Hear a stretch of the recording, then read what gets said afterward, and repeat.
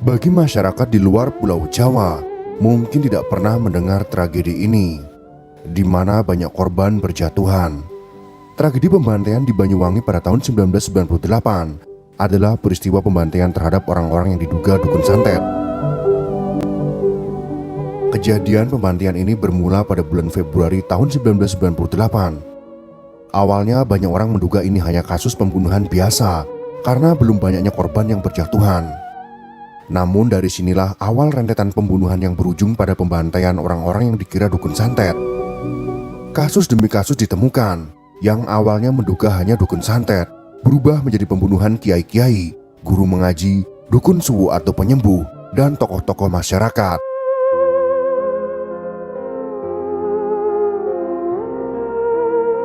Pemerintah daerah Banyuwangi mulai secara serius menangani pembunuhan berantai ini. Bupati Banyuwangi saat itu, yaitu Kolonel Polisi Purnawirawan H.T. Purnomo Sidik, memerintahkan seluruh jajaran aparat pemerintahan mulai dari camat hingga kepala desa untuk mendata warga yang dicurigai memiliki ilmu supranatural untuk dicatat dan selanjutnya melakukan pengamanan terhadap warga tersebut. Radiogram ini kembali dikeluarkan pada bulan September sebagai penegasan radiogram sebelumnya. Namun tidak ada yang menduga bahwa radiogram ini membuat pembantaian semakin meluas dan semakin banyak korban yang berjatuhan. Radiogram yang berisi catatan orang yang diduga memiliki kekuatan supranatural dikabarkan bocor kepada orang-orang yang melakukan pembantaian. Pada akhirnya pembunuhan berantai ini memakan korban 2 hingga 9 orang dalam sehari. Karena hal ini banyak masyarakat yang mencurigai bahwa pembantaian ini dilakukan oleh anggota TNI dan radiogram yang dikirim bupati disangkut pautkan dengan mendata orang-orang yang akan dibunuh. Namun hingga kini, kecurigaan tersebut tidak memiliki bukti yang kuat.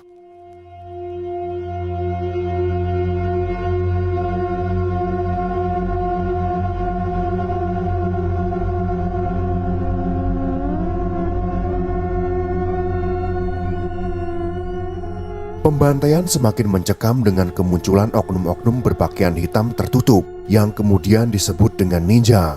Ninja tersebut memakai pakaian serba hitam dan kedapatan memakai handy talkie dalam beroperasi. Ada 2 versi mengenai ninja ini. Ada yang menyebutkan bahwa ninja tersebut adalah orang yang hanya berkostum hitam dan membawa senjata.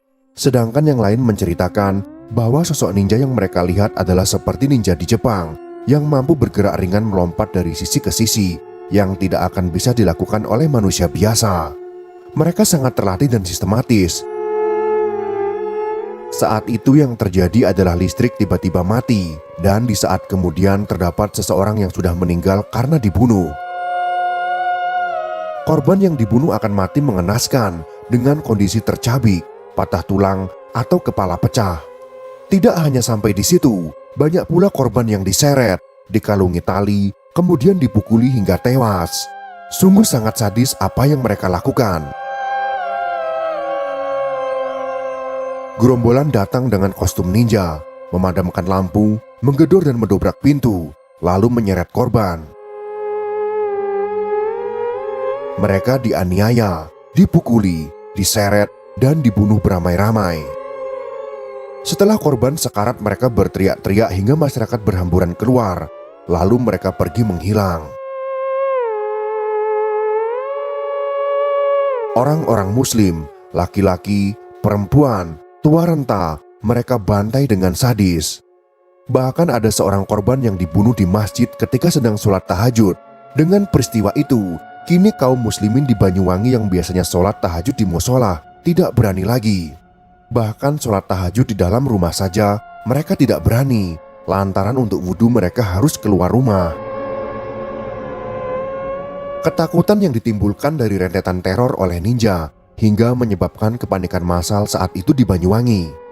Masyarakat Banyuwangi memilih tidur di teras rumah dan warga bergantian berjaga di kampung-kampung. Mereka mempersenjatai diri dengan alat seadanya. Berminggu-minggu masyarakat Banyuwangi tidak dapat tidur dengan tenang. Ditambah lagi Indonesia kala itu juga sedang mengalami krisis. Lama-kelamaan para ninja juga mulai meneror di siang hari dan tak segan melakukan pembunuhan. Bahkan banyak yang mengatakan bahwa ninja bisa terbang dan meloncat dari rumah ke rumah. Malam harinya loteng-loteng rumah seolah-olah digedor-gedor dengan bunyi yang mengerikan. Postur tubuh para ninja yang berbadan tegap dan besar menambah kesan intimidasi. Polisi sendiri dianggap kesulitan mengatasi aksi ninja, hingga para warga kemudian memilih mengungsi ke tempat yang lebih aman. Berikut ini adalah laporan sementara kasus santet Banyuwangi, kesaksian tragedi Banyuwangi, tim pencari fakta pengurus wilayah Nahdlatul Ulama Jawa Timur pada bulan November tahun 1998. Kasus yang terjadi di bulan Juli memakan korban hanya kisaran 5 orang. Di bulan berikutnya, Agustus meningkat menjadi 47 kasus dan 2 kali lipat meningkat kembali pada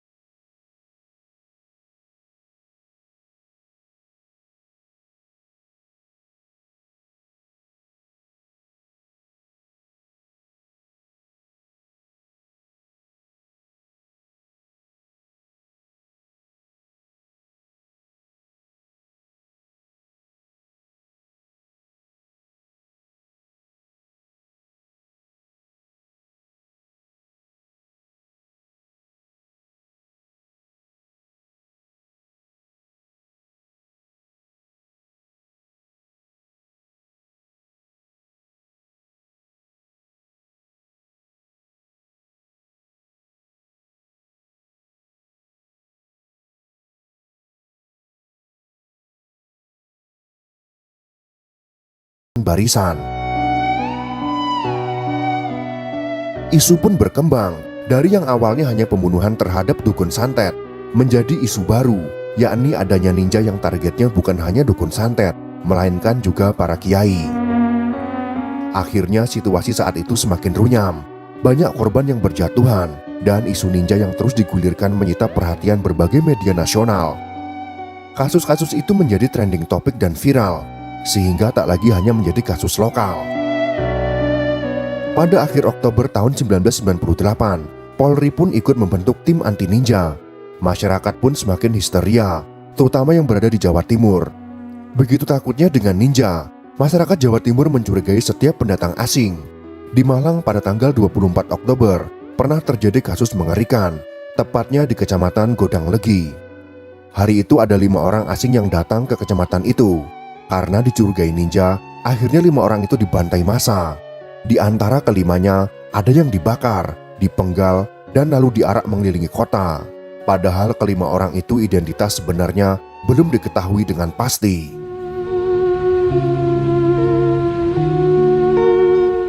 Selain isu ninja, yang pernah juga mencuat ke permukaan adalah isu tentang orang gila. Masih pada bulan Oktober di Kecamatan Genteng, Banyuwangi. Warga di sana berhasil menangkap orang yang disebut ninja. Mereka menyerahkan orang itu ke kantor polisi. Tapi kata Agus Supartomo, ketua tim investigasi Kompak Surabaya, di kantor polisi orangnya berubah menjadi tua dan cengar-cengir berlagak gila. Padahal sebelumnya orang yang ditangkap itu masih muda dan berbadan besar. Berawal dari sini, masyarakat mulai curiga terhadap aparat, bahwa seolah-olah aparat ingin melindungi para ninja. Walaupun tuduhan ninja diganti orang gila itu tak dapat dibuktikan. Tapi memang waktu itu, tak sedikit orang yang mencurigai aparat sebagai dalang di balik kemunculan fenomena ninja. Terutama ketika 5 oknum ABRI yang dicurigai ninja dan berhasil ditangkap warga. Namun hingga saat ini, kecurigaan tersebut tidak pernah terbukti. Selain kecurigaan terhadap ABRI, ada juga kecurigaan lain, yakni kecurigaan bahwa di balik peristiwa mengerikan di Banyuwangi itu adalah ulah dari PKI.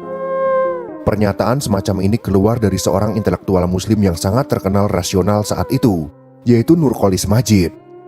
Ia mengatakan, Banyuwangi yang terletak di Jawa Timur bagian selatan termasuk basis PKI. Cerita itulah yang kemudian membentuk memori kolektif lalu membangkitkan semangat untuk melakukan pembalasan dendam. Usia rata-rata yang dibunuh di atas 60 tahun. Mungkin mereka sudah punya catatan tentang siapa yang harus dibalas. Gatra, gerakan politik membantai dukun santet, tanggal 17 Oktober tahun 1998. Kecurigaan seperti itu juga muncul dari Kiai Haji Ma'ruf Amin yang waktu itu sedang memegang jabatan Rais Syuriah PBNU. Beliau mengatakan, secara fisik mereka sudah hancur, tetapi secara ideologis mereka masih ada.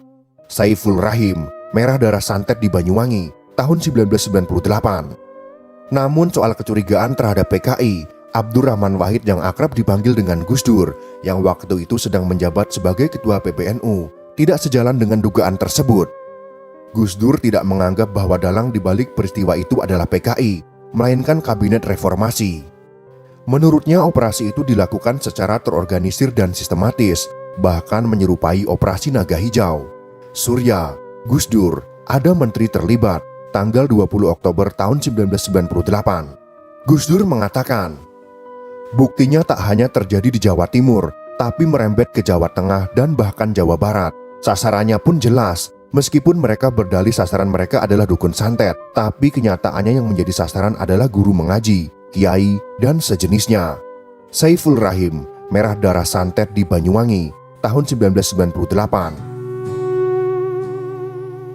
Setelah 24 tahun kasus ini berlalu, masih menjadi misteri siapa yang menjadi dalang pembantaian ini tak pernah terungkap. Komnas HAM sempat ingin membuka kembali kasus ini untuk mengurai peristiwa itu. Namun dari pihak-pihak lain menyarankan sebaiknya kasus ini ditutup saja. Mengingat karena kejadian ini banyak warga yang menjadi korban salah tangkap. Sampai saat ini pula dalang dari pembantaian ini masih belum ditemukan.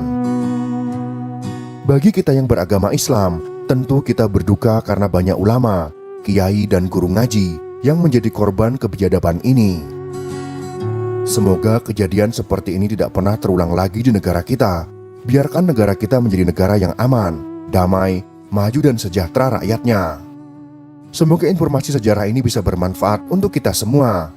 Jika kalian suka dengan video ini, silakan berikan jempol ke atas. Dan jika kalian menganggap video ini bermanfaat, maka bagikanlah untuk teman-teman Anda yang lain. Terima kasih sudah menonton. Namaku Jailani. Kira-kira di awal tahun 2000-an.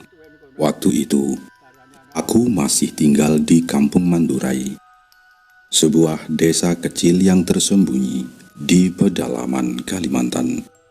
Ada satu kejadian yang cukup bikin bulu kuduk berdiri, bahkan sampai jadi buah bibir seantero kampung selama berbulan-bulan. Teror pocong. Ya, pocong. Makhluk kain kafan itu berkeliaran di tanah Borneo. Terornya berlangsung lumayan lama, sekitar 3 bulanan, dan paling sering muncul di Dusun Berambai, sebuah dusun di ujung timur Mandurai, yang letaknya agak ke belakang dari gubuku.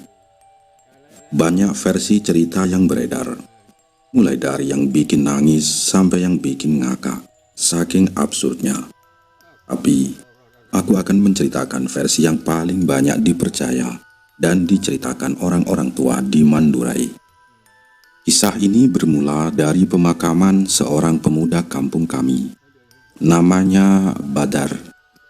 Pekerjaannya, ya, agak lain. Dia itu dulunya jambret ulung di Jakarta. Nasibnya tragis, tertembak mati polisi saat beraksi. Lalu apesnya lagi, tubuhnya terlindas mobil.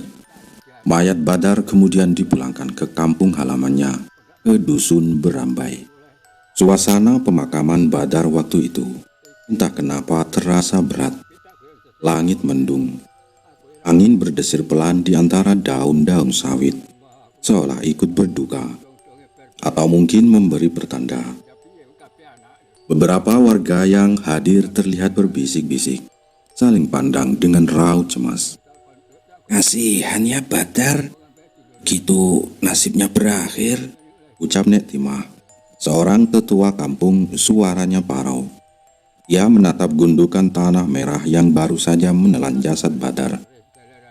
"Kasihan apanya, Nek? Sudah tahu kerjaannya maling." "Ya begitu itu balasannya," timpal Pak RT Madi, sedikit ketus, tangannya bersedekap. Raut wajahnya tegang. mencerminkan kejengkelan yang masih tersisa. Dari dulu dibilangin jangan ke Jakarta, jangan cari gara-gara, malah keras kepala, kata Pak RT meneruskan. Us, jangan begitulah Pak RT, kata Pak Saleh, seorang tokoh agama yang disegani di dusun, mencoba menengahi. Bagaimanapun dia anak kampung kita, mari kita doakan saja. Tapi entah kenapa ada firasat tidak enak yang menggantung di udara. Firasat yang kemudian dikonfirmasi oleh Pak Cik Sulaiman, dukun kampung yang dikenal dengan ilmu gaibnya yang mumpuni.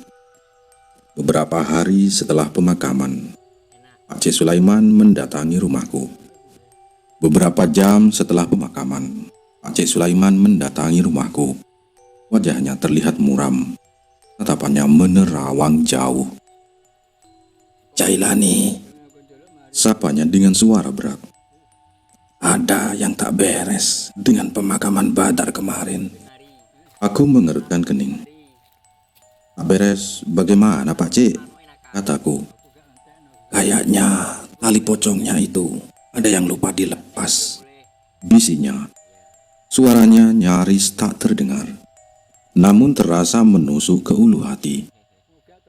Satu di kepala, satu di kaki, dan satu lagi di bagian perut. Aku merasakan ada ikatan yang masih kuat, kata Pak Cik Sulaiman. Jantungku berdegup kencang. Aku tahu konsekuensi dari tali pocong yang tidak dilepas. Itu adalah pantangan besar dalam adat dan kepercayaan kami. Astaga Pak Cik, berarti aku tak sanggup melanjutkan kalimatku. Pak Cik Sulaiman mengangguk pelan. Itu bukan satu-satunya. Ada yang lain yang memperkeruh keadaan. Ia menghela napas panjang.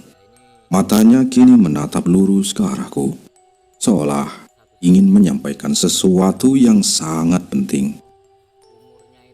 Waktu Badar terbunuh di Jakarta, ada cerita yang sampai padaku.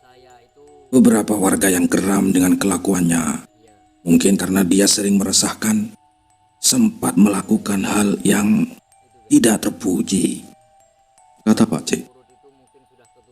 Hal apa itu Pak Cik?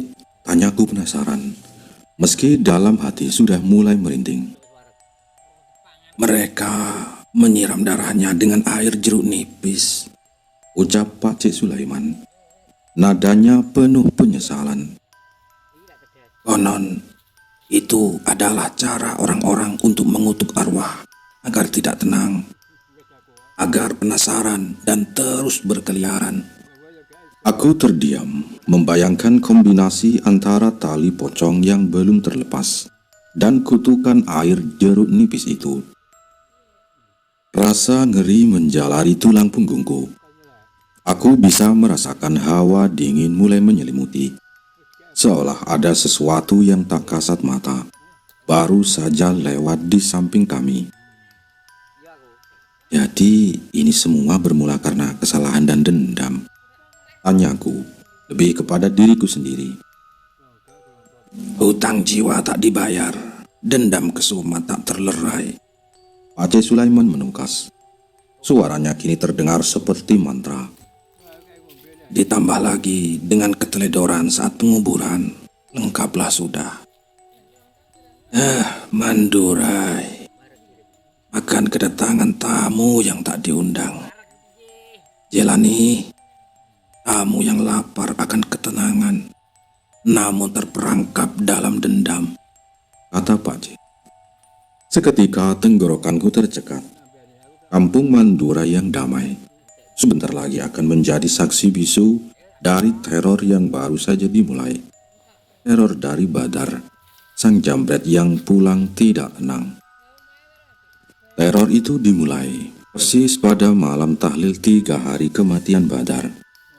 Rumah duka, yang sebenarnya rumah kecil milik Mak Jah, ibunya Badar, sudah sesak oleh warga yang datang.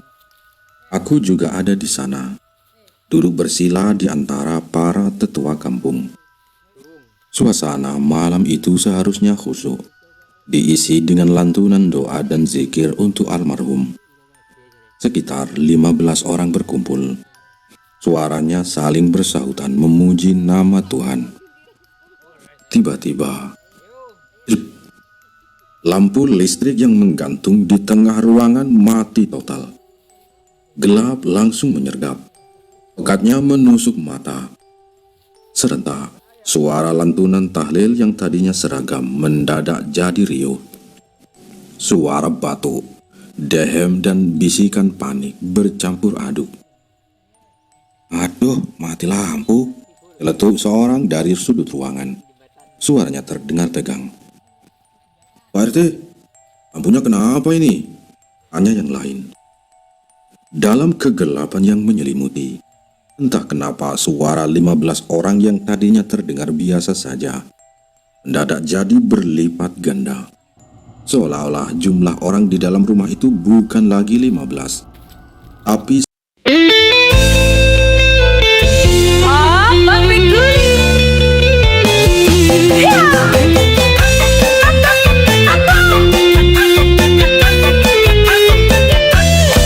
balada ini kisahku sang legenda.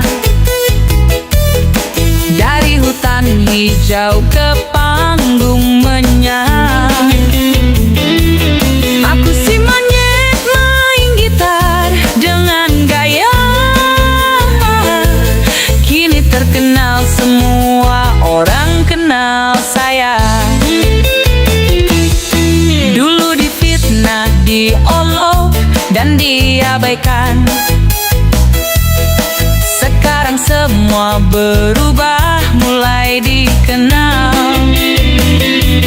Dengan gitar aku si monyet pun tenar. Dari panggung satu ke panggung lain terbang. Si monyet menjadi artis yang terkenal. Dengan gitar di tanganku dapatkan kejayaan. Tak ada lagi sepi, tak ada lagi luka. Kini aku si monyet tak sendirian.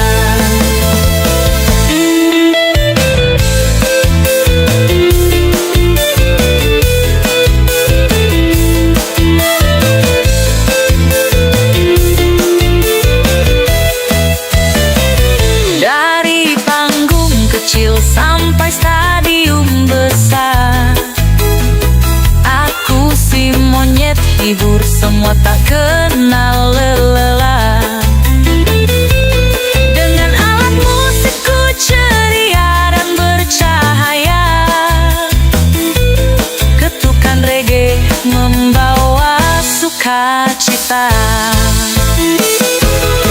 Pernah aku jatuh bangun meniti karier, namun semangat tak paksaku terus berlari. Sekarang aku si monyet artis sejati. Dunia pun menyaksikan aksi panggungku nyata. Si monyet menjadi artis yang terkenal. Dengan gitar di tanganku dapatkan kejayaan. Tak ada lagi sepi, tak ada lagi luka. Kini aku si monyet tak sendirian.